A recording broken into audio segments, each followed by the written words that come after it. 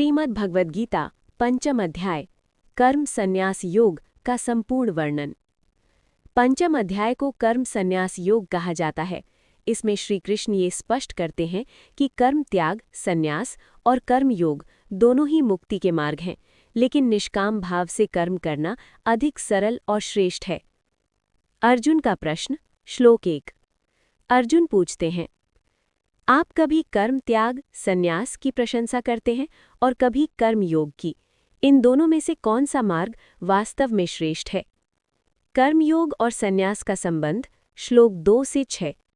श्री कृष्ण उत्तर देते हैं, कर्म संन्यास और कर्मयोग दोनों ही मुक्ति देते हैं, परंतु निष्काम कर्मयोग अधिक सरल और श्रेष्ठ है। सच्चा सन्यासी वही है जो द्वेष और इच्छा से मुक्त है। ज्ञान योग और कर्म योग अंततः एक ही लक्ष्य तक पहुंचाते हैं। मुख्य संदेश। कर्म करते हुए भी संन्यास संभव है। कर्मयोगी की स्थिति। श्लोक 7 से 12।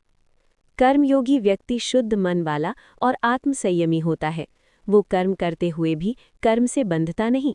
वो सोचता है, मैं कुछ नहीं करता, इंद्रियां ही अपने विषयों में कार्य कर रही हैं। भाव। कर्म करते हुए भी भीतर से निर्लिप्त रहना। आत्मज्ञान और संभाव। श्लोक 13 से 21। ज्ञानी व्यक्ति आत्मा में स्थित होकर कर्म करता है।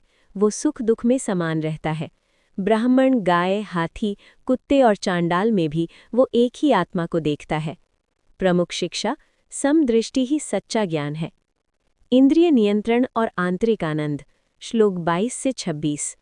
इंद्रिय सुख अस्थायी हैं और अंत में दुख देते हैं। जो व्यक्ति काम और क्रोध को नियंत्रित कर लेता है वही योगी है। जो भीतर से शांत और संतुष्ट है वही ब्रह्म निर्वाण को प्राप्त करता है। ध्यान और शांति की अवस्था। श्लोक 27 से 29। इंद्रियों को नियंत्रित कर मन को स्थिर करना चाहिए। श्वास और ध्यान के माध्यम से मन को शांत करना चाहिए। जो भगवान को यज्ञ और तप का स्वामी, समस्त जगत का स्वामी और सभी प्राणियों का मित्र जानता है वही शांति प्राप्त करता है। पंचम अध्याय का सार। कर्मयोग और संन्यास दोनों मुक्ति के मार्ग हैं। निष्काम कर्मयोग अधिक सरल और प्रभावी है। समभाव और आत्मज्ञान से मनुष्य कर्म बंधन से मुक्त होता है। इंद्रिय संयम और ध्यान से शांति और मोक्ष प्राप्त होता है।